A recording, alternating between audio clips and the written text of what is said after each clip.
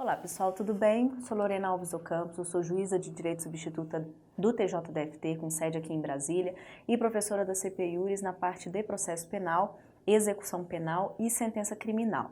Eu vou acompanhar vocês aqui no nosso intensivo para a Polícia Civil. Nessa primeira aula, nós vamos conversar sobre inquérito policial. Infelizmente, nos foi ali reservado poucas aulas, nós temos apenas 5 aulas de 1 hora ou então 10 videoaulas de 30 minutos, o que não se mostra o suficiente para a gente poder, claro, terminar tudo que é mais importante para uma carreira de delegado da polícia, né? Então, a gente sabe que a parte penal e processual penal é uma parte muito importante para esse concurso, mas infelizmente nós temos apenas 5 aulas de 1 hora.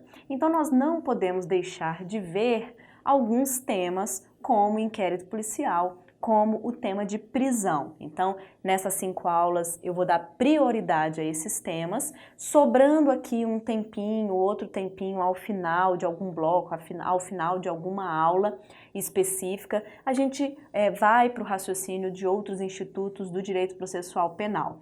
Então, nessa primeira aula nós vamos começar a falar sobre investigação criminal, claro que na parte do inquérito policial, que é onde reside ali a sua atividade de delegado, presidindo investigações, e é onde mora também os nossos artigos importantes, a nossa jurisprudência importante. Então, a partir do Código de Processo Penal, nós temos a partir do artigo 4º, vários artigos que nós temos que passar por eles, e também veremos, aliando com esse conteúdo, a doutrina, a jurisprudência e entendimentos sumulados, inclusive em súmulas vinculantes. Então, nós tentamos aqui na aula trazer de uma forma mais didática e dinâmica possível alguns temas, abarcando tudo isso, lei, doutrina, jurisprudência, para que você consiga resolver as suas questões. Infelizmente não dá para terminar todo o direito processual penal, mas com relação aos temas que serão tratados, nós vamos aqui aprofundar, nós vamos aqui trazer questões importantes para a prova. Perfeito? A gente começa então, como eu citei,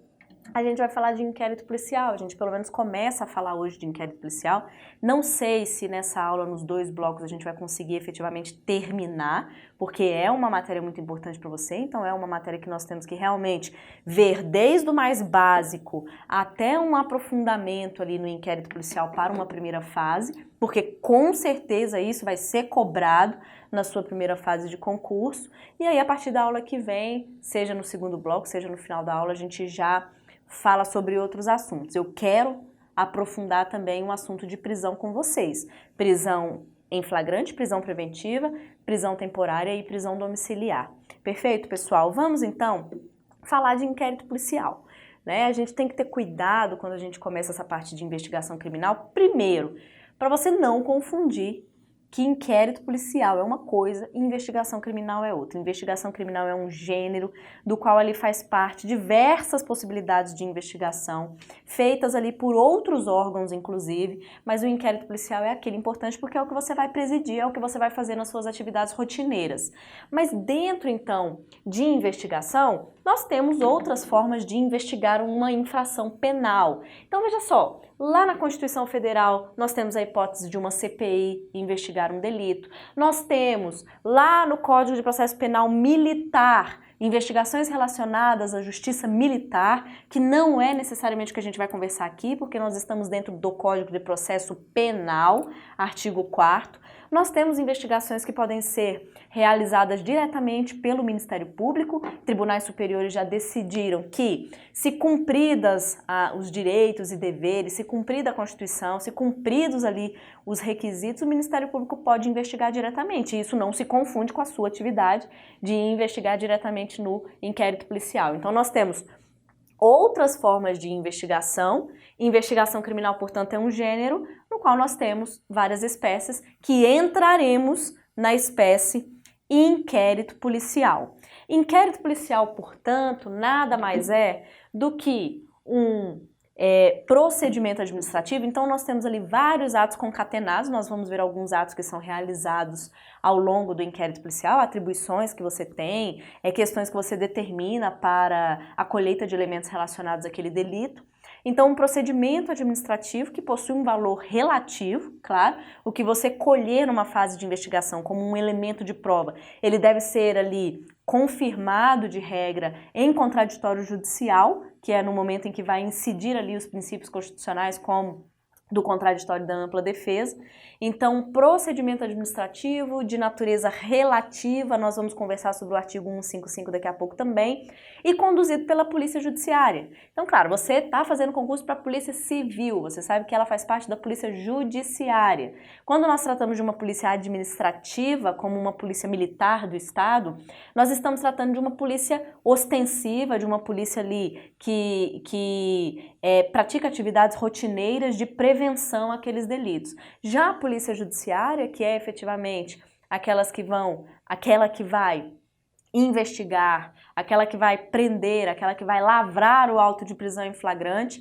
Então, a Polícia Judiciária que é incumbida pelo inquérito policial, que é a autoridade policial vinculada à Polícia Judiciária, no nosso caso a Polícia Civil do Estado, né? Nós não vamos falar sobre a Polícia Federal, porque estamos num concurso estadual, em que vai ali a autoridade policial, delegado de polícia, portanto, que preside esse inquérito policial, colher elementos informativos, elementos de prova. Será que esse crime aconteceu? Será que foi esse autor que praticou o crime? Ele vai colher esses elementos. Por quê? Porque lá na frente, se o Ministério Público quiser propor uma ação inicial, uma peça inicial acusatória denúncia, ele vai ter esses elementos se a investigação não tiver sido realizada por outros meios.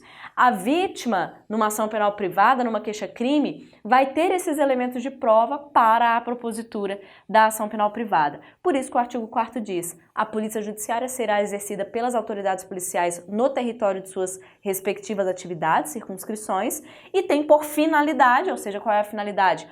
Colher elementos de prova, que é para apurar a infração penal e a autoria relacionada a essa ação penal. A gente entra um pouco agora na questão do valor probatório, tudo bem? Porque é importante a gente fazer a leitura aqui do artigo 155 do Código de Processo Penal.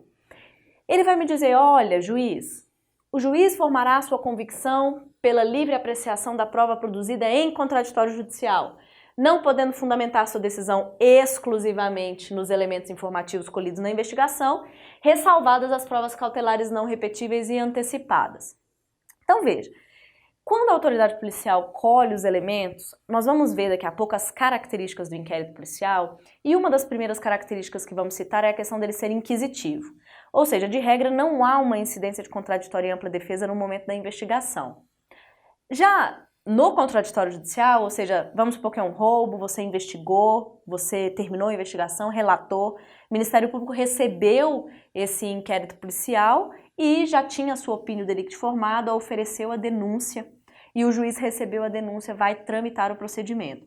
Nesse processo penal, já que houve o recebimento da denúncia, haverá incidência, portanto, do contraditório e ampla defesa. Só que se o juiz chegar lá na frente numa sentença e quiser condenar esse autor do roubo, ele não pode se embasar só nos elementos colhidos na investigação, porque esses elementos, eles devem ser confirmados em contraditório judicial. Então, se a vítima reconheceu, aqui ela vai reconhecer novamente. Se aqui a vítima disse qual foi a dinâmica do crime, aqui ela vai confirmar essa dinâmica do crime. Se aqui as testemunhas confirmaram como que se deu o delito e que foi aquele acusado que praticou o delito, aqui elas vão confirmar isso também.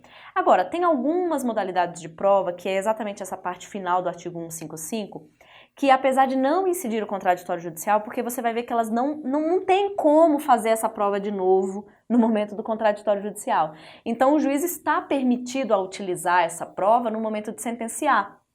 Cito exemplos.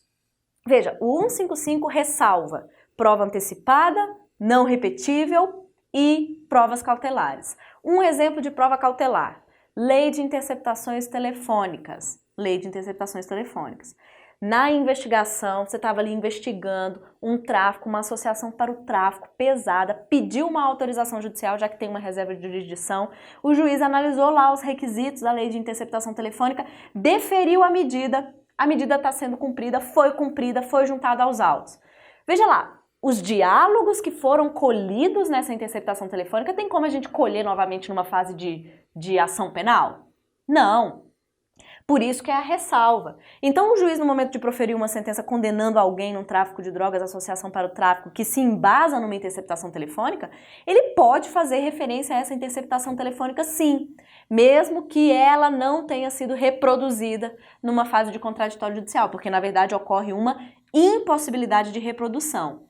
A prova não repetível também temos essa mesma conceituação, mas enquanto na prova cautelar a gente precisa de uma autorização judicial, na prova não repetível não há essa necessidade de autorização judicial. Então, a gente vai ler daqui a pouco o artigo 6º, algumas atividades, alguns atos que você, delegado de polícia, pode praticar ao longo da investigação. Então você vai ver lá, você pode ouvir a vítima, ouvir testemunha, fazer a careação, fazer reconhecimento já na delegacia, determinar perícia, chamar o perito, ter cuidado para que o local do crime não se desfaça enquanto não ocorre a perícia, várias atividades. Uma delas, como eu citei, é a questão da perícia. Você, no momento que chega no local do crime e chama um perito para fazer a perícia, você não precisa de autorização judicial de regra, né? Não precisa. Você vê que está nas suas atribuições. O perito foi lá, examinou o local do crime, para depois produzir o laudo, examinou o corpo de delito, fez lá todos os exames, foi embora. Depois da perícia ser feita, o que acontece com aquele local? Ele é desfeito. Então, teria como repetir a perícia na ação penal? Não. Pode-se analisar o laudo, a conclusão, as partes nomearem assistente técnico, as partes fazerem quesitos para esse perito responder a respeito daquela perícia caso tenha alguma dúvida ou indagação, mas não há possibilidade de repetição.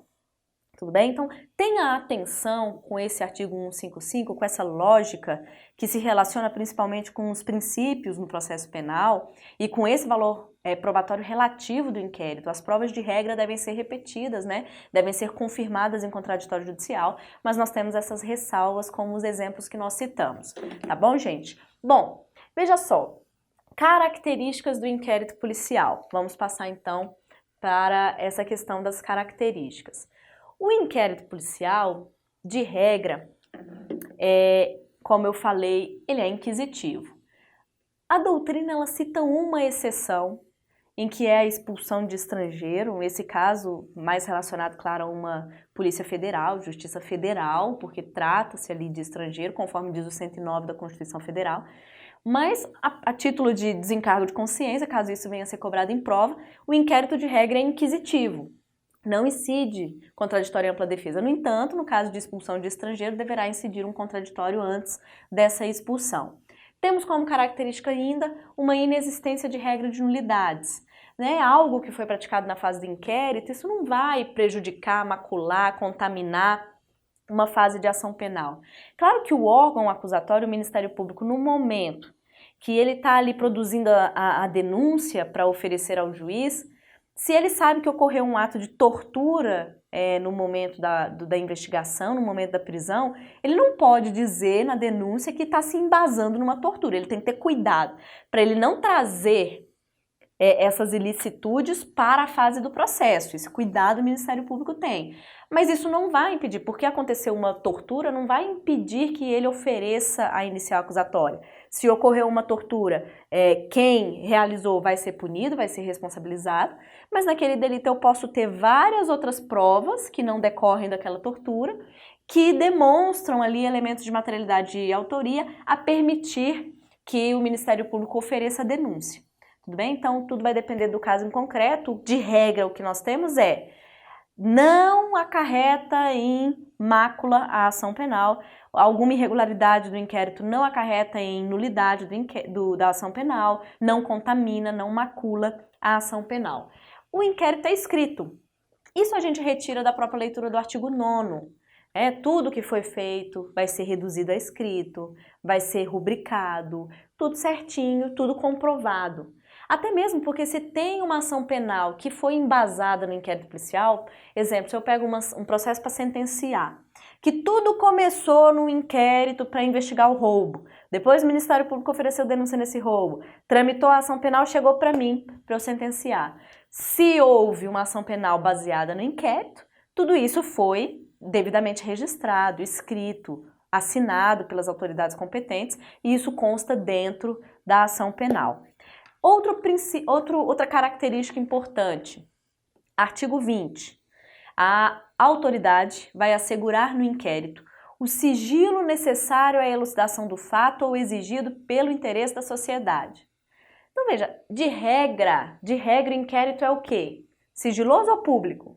Sigiloso. Principalmente quando a gente trata de um sigilo externo. É qualquer pessoa que pode chegar na sua delegacia e dizer, olha, delegado, eu estou querendo saber, aqui no meu bairro, quantas pessoas estão sendo investigadas por roubo. Não haverá um fornecimento desse tipo de informações, de dados, né? Então, de regra, é sigiloso. Agora, quando a gente fala de um sigilo mais interno, ou seja, para aquelas pessoas que atuarão no inquérito, ou seja, o órgão do Ministério Público que vai propor a denúncia, a defesa que vai defender aquele investigado, o juiz, porque aquele inquérito está vinculado a determinada vara onde futuramente aquele procedimento vai tramitar. Essas pessoas não estão com o sigilo, então internamente há uma publicidade para essas partes atuantes. Agora, quando é cobrado em prova, que ele fala, o inquérito é sigiloso, então a autoridade policial vai assegurar o sigilo. Sim, a regra é o sigilo. E aí, nesse ponto, eu gostaria de falar com vocês a respeito do acesso da defesa, quando ela chegar na sua delegacia e dizer assim, olha, delegado, eu estou querendo ver o inquérito tal. Meu cliente é o fulano, eu quero ter acesso a esse inquérito. De regra, prevê o Estatuto da Ordem, no artigo 7º, inciso 21, que o advogado possui o direito de assistir o seu cliente e o direito de ter acesso a esses autos do inquérito. A regra, portanto, é um amplo acesso. Mesmo sem procuração, ele pode chegar e falar, olha, eu estou pelo fulano, não tenho procuração ainda, mas eu quero acessar os autos dele. Se esse inquérito não estiver daqui a pouco numa exceção que nós vamos conversar, esse advogado, demonstrando que é advogado, ele tem acesso amplo por ser um direito dele previsto no Estatuto da Ordem, dos Advogados.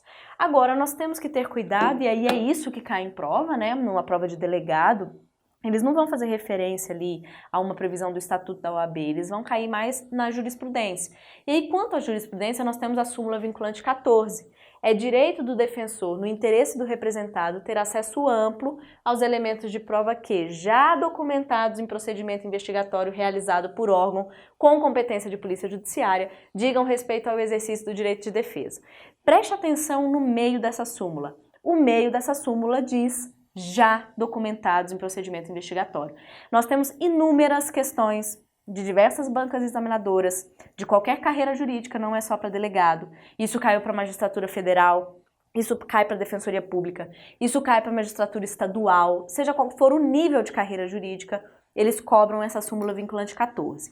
Muitas vezes de uma forma muito literal, outras vezes eles colocam situações hipotéticas para você analisar se naquele caso a defesa pode ou não ter acesso aos autos do inquérito policial. Veja que o que determina o acesso ou não é ter uma diligência em andamento ou não. Então, casos que nós já tivemos em prova. Tem uma interceptação telefônica em curso. Ainda está pendente o cumprimento de um mandado de busca e apreensão. Todas essas diligências em curso, se a gente der acesso para o advogado, a gente corre o risco de frustrar a nossa diligência, porque ele vai descobrir que existe uma diligência em andamento ou existe uma diligência a ser cumprida. Mas no momento que aquela interceptação telefônica acabou, né? Por exemplo, ele veio hoje na delegacia. Na verdade, a interceptação telefônica já se encerrou. Foram ali 15 dias suficientes, não houve prorrogação, já consta ali o término dela, foi juntada aos autos uma transcrição, mesmo que não integral, como a jurisprudência permite, mas uma transcrição daqueles elementos mais importantes, e ele vai poder ter acesso, porque não tem mais nenhuma diligência em curso. Então, essa súmula é uma súmula relevante para a gente levar para a prova. Outras características: oficialidade. Você, delegado de polícia, está vinculado à Polícia Civil, que é um órgão oficial do Estado. Tanto que você vai fazer o concurso público para a carreira de delegado de Polícia Civil. Autoritariedade. Uma autoridade pública. O delegado de polícia é uma autoridade pública vinculado ao Estado. Oficiosidade. Agora a gente tem que conversar um pouquinho sobre isso. Veja, de regra, você atua de ofício, não é isso? Bom, nas suas atividades rotineiras você atua de ofício, para investigar você atua de ofício, para dar andamento na investigação, dizer o que vai ser feito, se nós vamos ali intimar uma vítima para comparecer na delegacia, intimar uma testemunha, determinar um exame, pedir lá pro órgão encarregado para retornar a perícia, o laudo da perícia, você vai fazendo suas atividades de ofício. Ninguém precisa ali ficar te provocando a isso.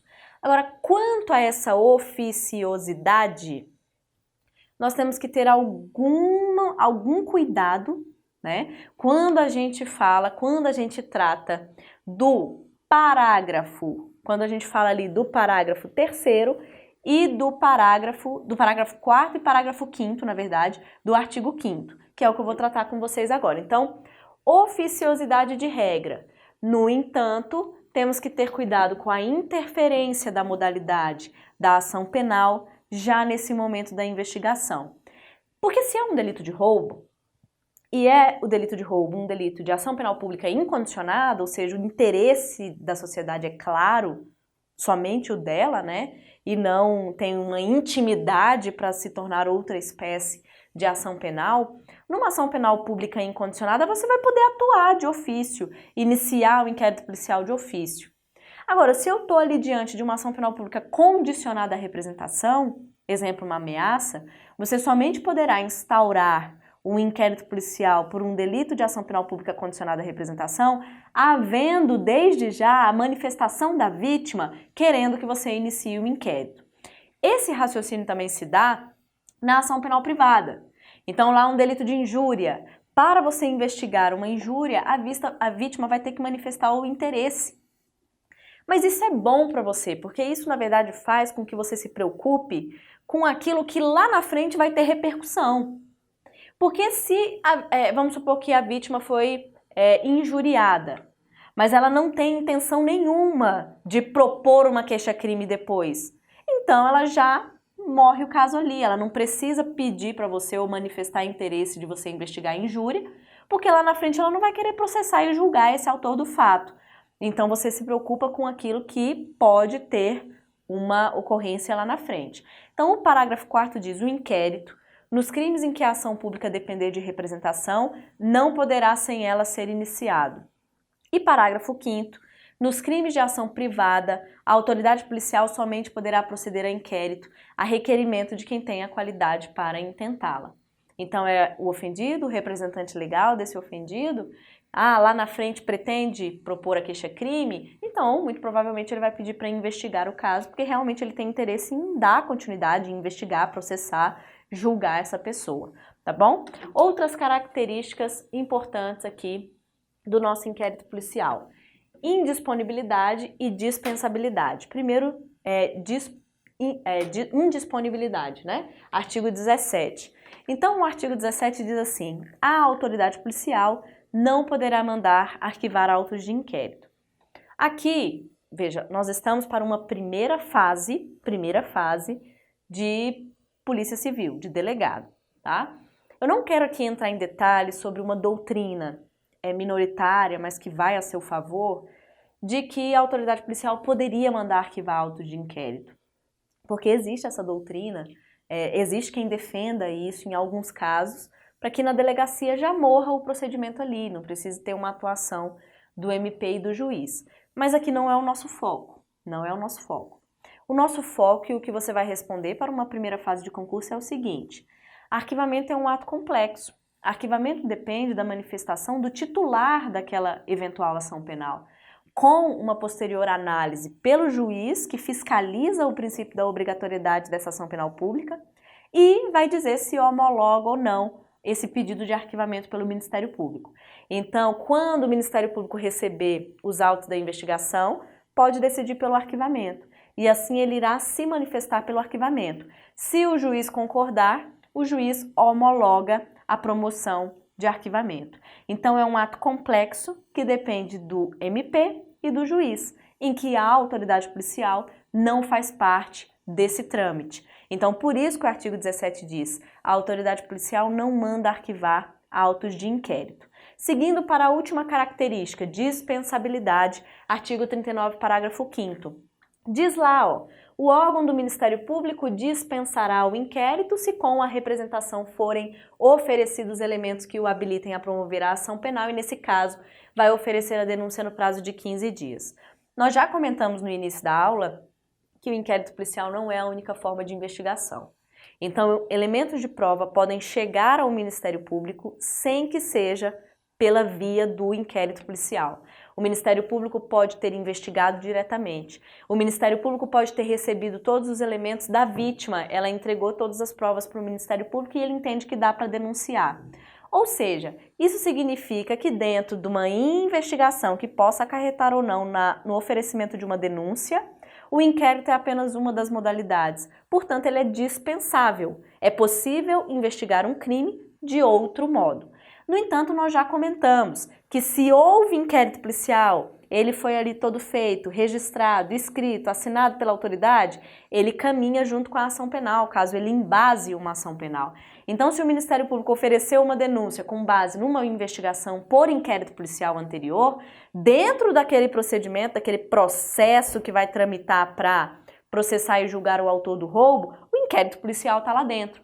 Por isso que o artigo 12 diz: se o inquérito policial for a base para a propositura da ação, o inquérito policial vai acompanhar a inicial acusatória apresentada. Ele tramita e caminha em todo o percurso dessa ação penal, porque o juiz é mais um elemento que ele vai analisar no momento da sentença. Ele não pode de forma exclusiva, como nós vimos no 155, de regra, mas são mais elementos que ele vai analisar.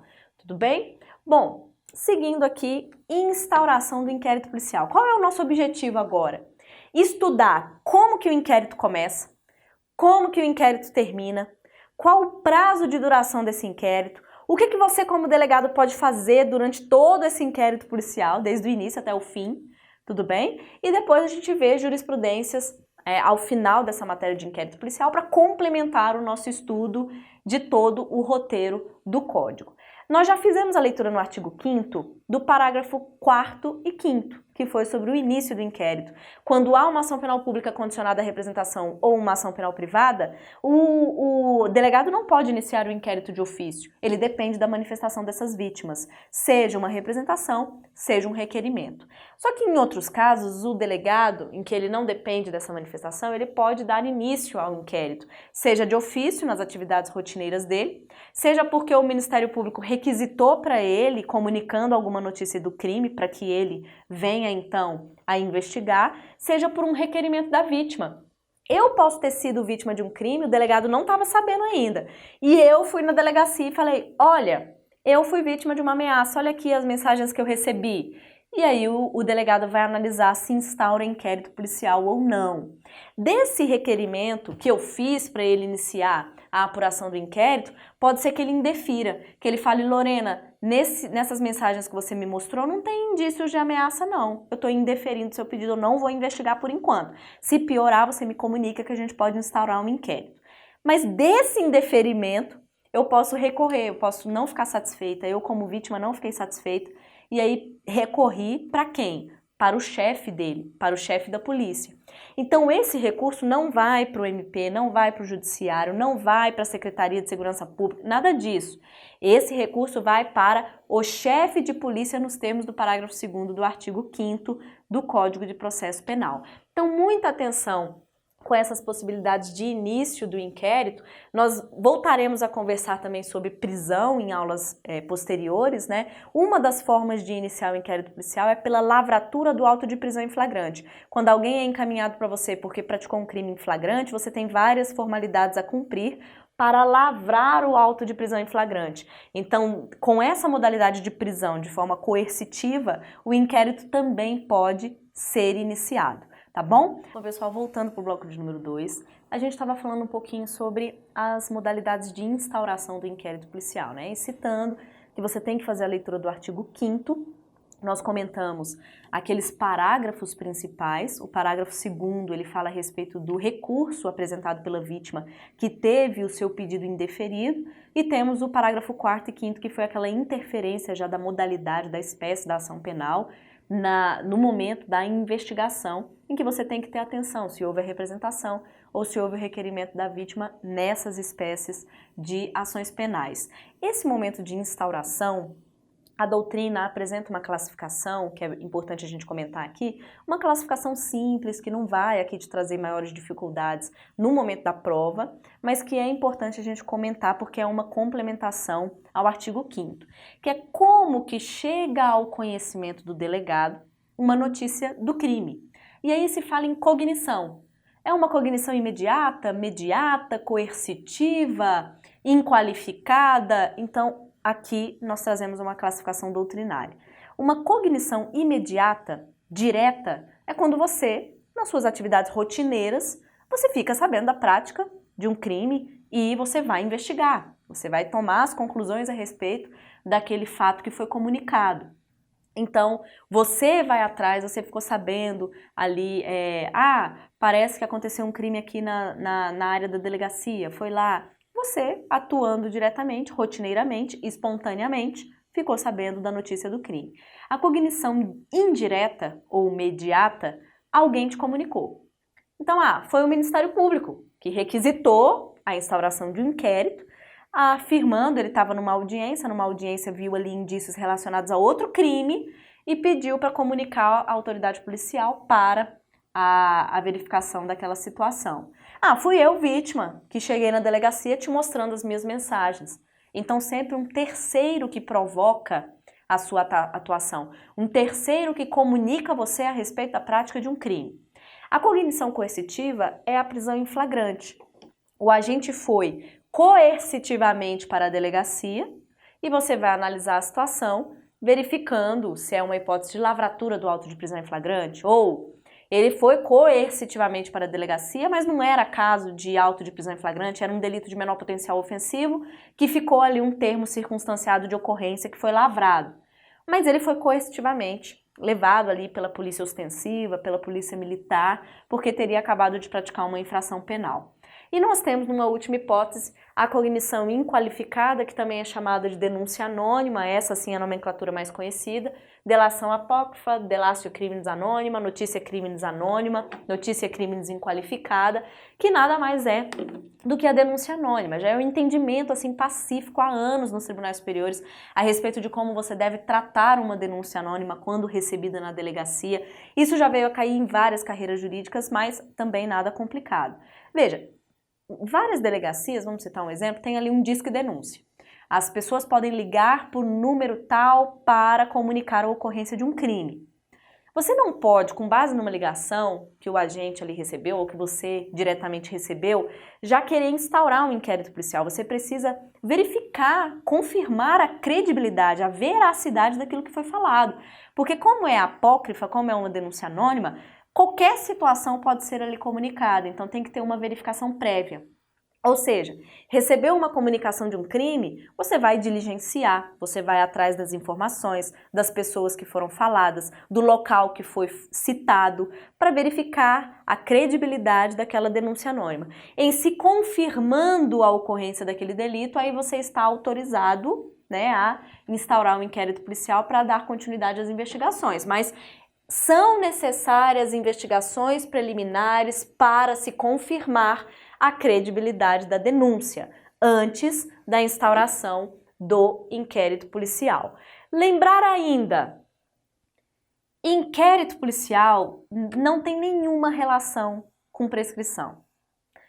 Instaurou, terminou, investigou, não acarreta em nada na prescrição penal.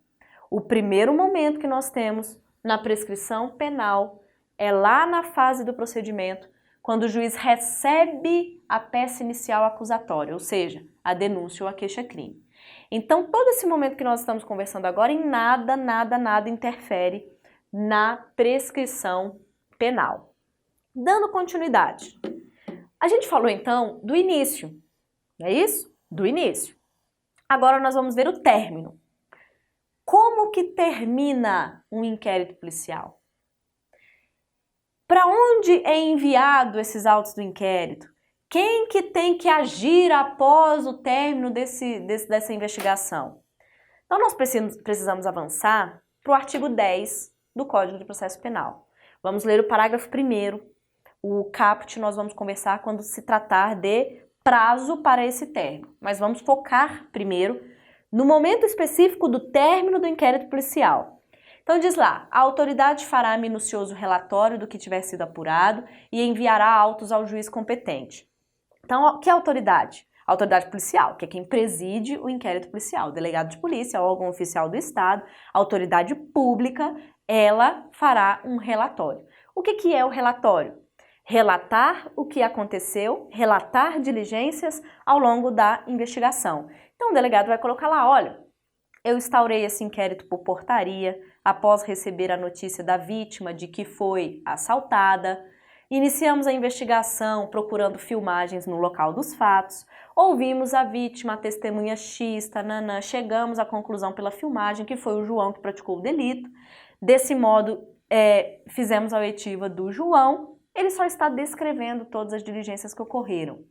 Entende-se de forma majoritária que no relatório não há uma menção ao mérito, né, ao mérito da questão ou uma opinião do delegado sobre ser ou não delito, aplicar ou não uma excludente, ter que arquivar ou não o inquérito. Não, seria meramente uma descrição de todas as diligências que foram feitas.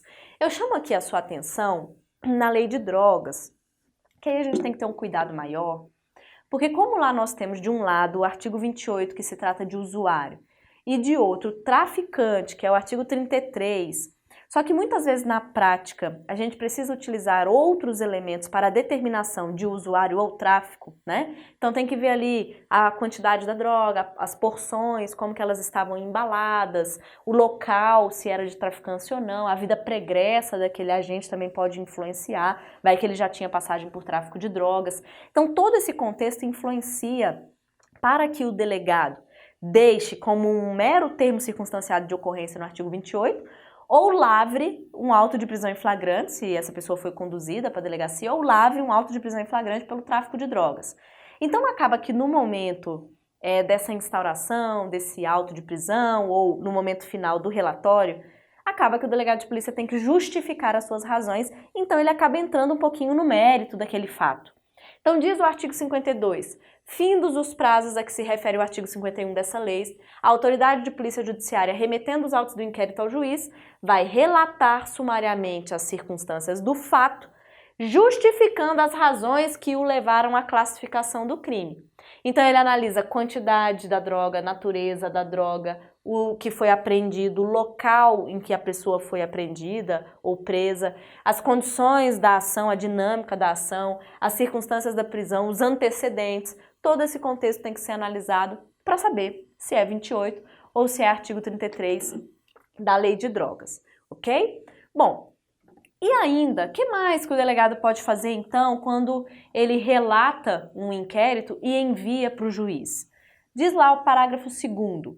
No relatório, a autoridade poderá indicar testemunhas que não tiverem sido inquiridas, mencionando o lugar onde possam ser encontradas. Então você relatou, mas uma determinada testemunha você não conseguiu ouvir. Você intimou, foi no endereço, pediu para irem lá no endereço, não sabe o endereço dela. Não conseguiu. Só que o prazo ali da investigação já terminou. Então você coloca, olha, terminado o prazo, não foi possível ouvir a pessoa tal. Inclusive, você pode requerer a devolução desses autos para a delegacia para a realização da diligência, que é o previsto no parágrafo 3º. Quando o fato for de difícil elucidação e o indiciado estiver solto, então ele tem que estar solto, porque se preso ele vai ter que ser colocado em liberdade, já que a investigação não terminou, a autoridade poderá requerer ao juiz a devolução dos autos para ulteriores diligências que serão realizadas no prazo marcado pelo juiz. Então o juiz pode falar, olha, delegado, eu vou devolver os autos por mais 30 dias para você terminar de ouvir as testemunhas, porque não houve uma oitiva total dessas testemunhas. Ok. Então, artigo 10, nós temos essa situação. No artigo 11, fala a respeito dos instrumentos do crime. Vamos supor que foi um roubo investigado em que foi apreendida a faca, foi apreendida a arma, foi apreendido o celular da vítima. Caso isso não tenha sido ali, por exemplo, o celular da vítima restituído na delegacia, que geralmente é, mas a faca, a arma do crime, não. Ela vai acompanhar os autos do inquérito, que é o que diz o artigo 11. Então, quando o delegado de polícia remeter os autos lá para o fórum, tudo que está vinculado àquele procedimento vai também para o fórum. Claro que a arma do crime não vai andar junto com o inquérito. Ela vai ser colocada num setor específico do tribunal que fica armazenando os instrumentos que possuem relação com determinados processos. Mas isso tudo, então, acompanha os autos do inquérito policial. A atenção que eu te peço é que essa possibilidade aqui do artigo 10, ela se dá principalmente, né, numa ação penal pública. Porque, veja, diz lá que a autoridade faz um relatório e envia os autos para o juiz competente. Então, tem um roubo. Vamos colocar um exemplo aqui em Brasília, só para eu conseguir colocar isso na sua cabeça de uma forma mais didática. Teve um roubo aqui no centro de Brasília. O juiz que está vinculado, quem vai processar e julgar esse caso, é a primeira vara criminal de Brasília. Quando o delegado terminar, então, relatar o inquérito, ele envia esse inquérito para a primeira vara criminal de Brasília. Só que o juiz não é ele que dá início a nenhum processo, o juiz não tem essa atribuição, ele não pode, o sistema acusatório não permite, nós temos as divisões das funções. Então o juiz faz o quê? Remete esse inquérito policial para os membros ali do Ministério Público que estão vinculados à primeira vara criminal de Brasília, então mandou lá para a promotoria. Lá o promotor vai ver o que ele faz com esse inquérito policial, né? E aí nós sabemos que o promotor tem algumas opções, 3 principais. O promotor pode olhar para aquele inquérito e dizer: não estou com a minha opinião formada, minha opinião delicti formada. Eu não consigo oferecer denúncia ainda. Então eu acho que tem que fazer uma nova diligência, que é ouvir 2 testemunhas oculares que ainda não foram ouvidas.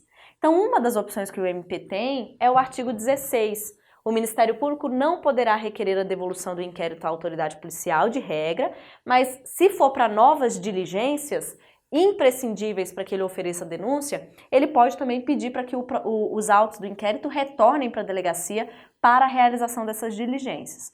Então, uma dessas possibilidades é exatamente essa. A segunda possibilidade é ele olhar para aqueles autos do inquérito e falar: estou satisfeito. Tenho elementos suficientes para a propositura da denúncia. E oferece denúncia devolvendo os autos para o juiz da primeira vara criminal, que vai decidir se recebe ou não aquela denúncia. E aí o procedimento vai ter o seu segmento no procedimento comum ou especial, de acordo com as regras processuais que nós temos. Uma terceira oportunidade é ele se manifestar pelo arquivamento. E aí, como nós já falamos pelo artigo 17, a autoridade policial não manda arquivar autos do inquérito, o MP vai se manifestar ou não pelo arquivamento. Caso ele se manifeste, esses autos retornam para a primeira vara criminal e o juiz da primeira vara criminal analisa se homologa essa propositura, essa promoção de arquivamento, ou se ele discorda e aplica aquele artigo 28 do CPP, remetendo às considerações do Procurador-Geral de Justiça vinculado àquele MP estadual. Então, na ação penal pública, é esse o procedimento que nós temos. O descrito nos parágrafos, principalmente o parágrafo 1º, né, do artigo 10, e podendo ocorrer essas opções do Ministério Público. Quando nós estamos numa ação penal privada, veja que não é bem assim, porque eu não tenho o Ministério Público atuando, eu tenho o ofendido ou o seu representante legal com a atuação de um advogado. Então, a autoridade policial que estava investigando um delito de ação penal privada, ele também vai fazer o relatório. Ele também vai mandar para o juiz da primeira vara criminal. Mas o juiz não vai mandar isso para ninguém, porque não tem um órgão do Ministério Público para mandar. Então o juiz vai deixar aqueles autos ali na vara. E aí o ofendido, possuindo interesse em oferecer a queixa-crime, vai lá na vara ver o procedimento para oferecer a queixa-crime. Vai pedir cópia do procedimento para oferecer a queixa-crime. Então, na ação penal privada, veja, nos crimes em que não couber ação pública, os autos do inquérito serão remetidos ao juiz competente, onde aguardarão a iniciativa do ofendido ou do seu representante legal, ou serão entregues ao requerente se o pedir mediante traslado. Por quê? Porque na ação penal privada, nós temos aquele chamado prazo decadencial para o oferecimento da queixa-crime, que é o artigo 38 do Código de Processo Penal. Então, a vítima na ação penal privada tem 6 meses de prazo decadencial, a contar do dia que ela sabe, de regra, quem é o autor do crime, essa é a regra de prazo na ação penal privada, para ela ir lá na vara e oferecer a queixa-crime, dentro do prazo decadencial. Se o processo, os autos do inquérito estão lá parados na vara, passou o tempo, chegou a passar mais de 6 meses contados do autor, do conhecimento da autoria, o que o juiz vai fazer? Opa, chamo o feito aqui para o gabinete, declaro extinta a punibilidade desse autor do fato pela decadência e tal, porque passado esse prazo. Então nós temos as consequências, o término na ação penal pública com a remessa para o MP, na ação penal privada com a manutenção dos autos ali na própria vara, aguardando a manifestação da vítima no prazo decadencial estabelecido pelo artigo 38 do Código de Processo Penal. Vimos, portanto, o início, a conclusão, vamos ver agora o prazo entre o início e o término. No nosso artigo 10, caput, nós temos a regra do prazo para término de investigação. Então tem lá, o inquérito deverá terminar no prazo de 10 dias se o indiciado tiver sido preso em flagrante ou estiver preso preventivamente, contado o prazo nessa hipótese, a partir do dia em que se executar a ordem de prisão ou no prazo de 30 dias quando estiver solto mediante fiança ou sem ela. Então veja, a pessoa em que você está investigando está presa, então possui 10 dias para terminar a investigação. Esses 10 dias são contados do dia que ela foi efetivamente presa. Assim, se ela foi presa em flagrante e o flagrante foi convertido em preventiva, acaba que a prisão está muito clara a partir daquele dia da prisão em flagrante. Começa a contar 10 dias. Agora, se houve um decreto de prisão preventiva, quando o mandado de prisão for cumprido, a partir daquele momento, da execução da ordem da prisão, começa a correr 10 dias para o término da investigação. E solto, nós temos 30 dias. E aí, claro, o prazo para o solto, ele pode vir a se prorrogar. Mas para preso não. Para preso 10 dias, se for necessário uma prorrogação da investigação, haverá a soltura desse investigado. O artigo 10 não basta para nossa prova, principalmente porque as bancas gostam de cobrar a legislação extravagante nesse momento, fazendo uma comparação de prazos previstos na lei. Então nós temos que trazer ainda o artigo 51 da Lei de Drogas. Lá diz, o inquérito policial será concluído no prazo de 30 dias se o indiciado estiver preso e de 90 dias quando solto. E o parágrafo único diz que ambos esses prazos poderão ser prorrogados, mas aí o delegado tem que pedir, o MP vai ser ouvido e o juiz decide se prorroga. Então, ao invés de ter 10 dias para preso, nós temos 30, podemos ser 30 mais 30. Ao invés de ser 30 dias para solto, conforme o artigo 10 do CPP, serão 90, 90 mais 90, de acordo com os critérios do parágrafo único. Esses dois artigos, sem dúvidas, são os mais importantes para a tua prova de Polícia Civil. Mas claro que nós temos no âmbito federal, para a Polícia Federal, que seria importante, a conclusão do inquérito policial federal, que aí nós temos o artigo 66 da Lei 5.010, que prevê 15 dias para preso, podendo ser prorrogado, e a lei não fala nada para solto. Aí a gente utiliza de forma supletiva os 30 dias previstos no Código de Processo Penal. Temos ainda o inquérito policial militar, em que nós temos 20 dias para preso, 40 dias de regra para solto, mas aqui pode ser prorrogado pela metade.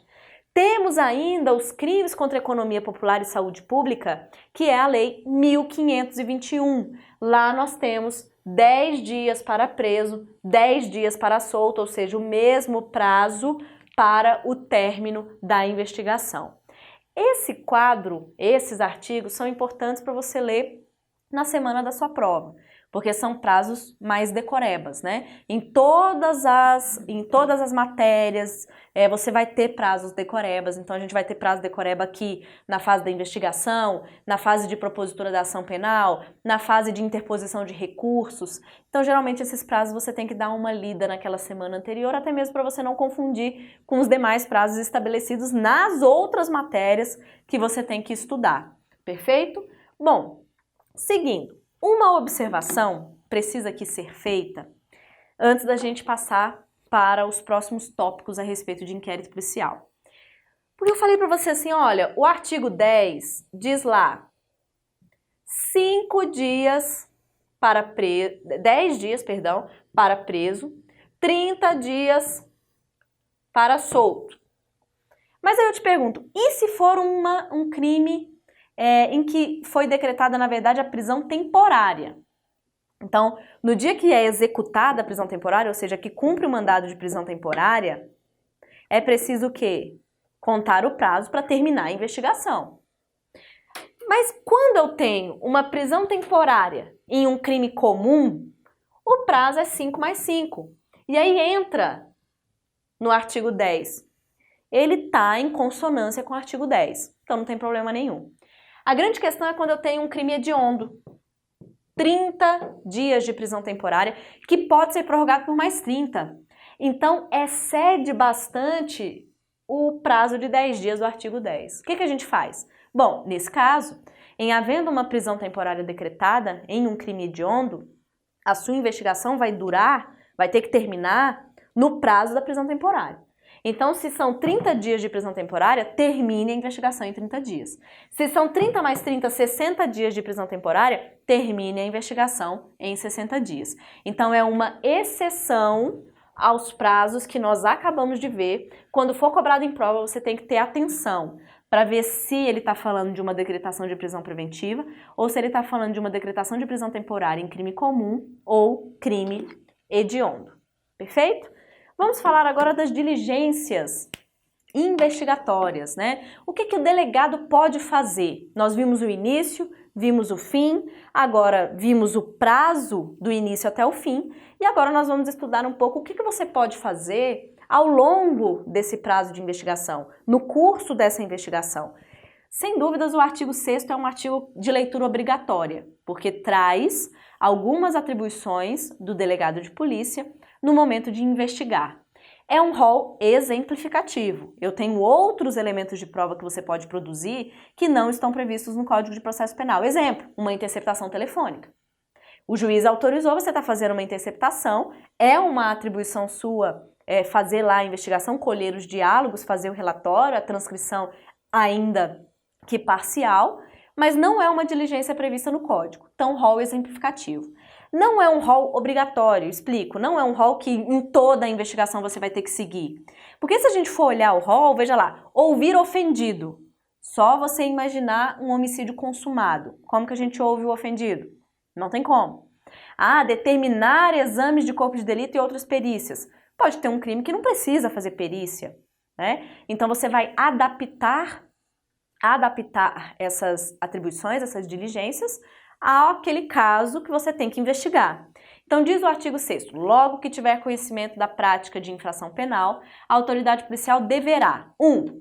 Dirigir-se ao local, providenciando para que não se alterem o estado e conservação das coisas, até a chegada dos peritos criminais. Então, fui comunicado da prática de um roubo, vai até o local, tenta ali preservar o ambiente, todo mundo, os agentes, todo mundo vai ajudar, até que os peritos vão chegar, fazer ali o exame no corpo de delito e posteriormente é liberado o local. Você vai apreender tudo que tem relação com a causa, então era um tráfico de droga, você vai aprender a droga, o celular, vai aprender o dinheiro, tudo que possa ter relação com aquele tráfico. Colher todas essas provas, ouvir as partes, as testemunhas, o ofendido, ouvir inclusive a pessoa que tenha sido investigada ou que foi ali presa. Você pode fazer reconhecimento de pessoas e coisas, então aquele procedimento lá do 226, ele pode ser realizado não só numa fase judicial pela autoridade judicial juiz, mas também numa fase policial, numa fase com o delegado de polícia. Acariações, você também pode realizar acariação. Nós temos dentro do capítulo relativo à prova, em que, quando há uma divergência entre aquelas pessoas ouvidas, pode se colocar frente a frente para sanar essas diligências, que é o Instituto da Acareação. O indiciado, o investigado é identificado, a gente analisa, você analisa a vida pregressa dele, então geralmente vem aquela folhinha indicando como que é a vida dele, se ele já respondeu a inquéritos, se ele já respondeu a TCs, se ele já foi apreendido quando menor de idade, então tem essas informações todas ali colhidas dentro da investigação.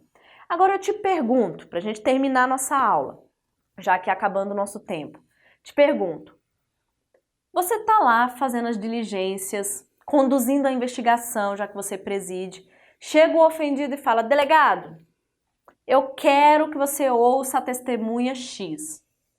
Vem o investigado do outro lado e fala, delegado, eu quero que você faça, determine a perícia tal. Você é obrigado a fazer? Primeiro, essas partes podem interferir no sentido de pedir alguma diligência? Pode. Agora, se eles pedirem na forma como foi feita, você é obrigado a fazer? Não. Você analisa de forma discricionária se existe uma necessidade de realização dessas diligências de acordo com o que você tem seguido como uma linha ali de investigação. Então, diz o artigo 14, o ofendido ou seu representante legal e o indiciado, ou seja, investigado, poderão requerer qualquer diligência, que será realizada ou não pela autoridade, a juízo da autoridade. Então, eles podem pedir, a prova vai te indagar isso. O ofendido pode pedir diligências durante a investigação? Pode.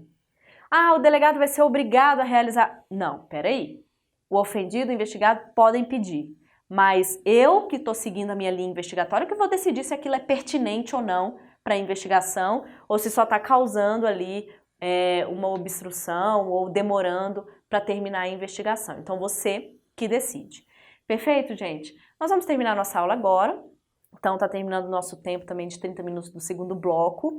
Na aula que vem, nós vamos precisar terminar no primeiro bloco essa parte de inquérito policial. Então, nós vamos dar continuidade ao inquérito policial para a gente terminar de ver o código, ver algumas súmulas ao final, ver algumas jurisprudências também importantes. Ainda não falamos de arquivamento, não falamos de indiciamento, então nós vamos ainda falar sobre tudo isso nas nossas aulas, tá bom? Espero que tenham gostado.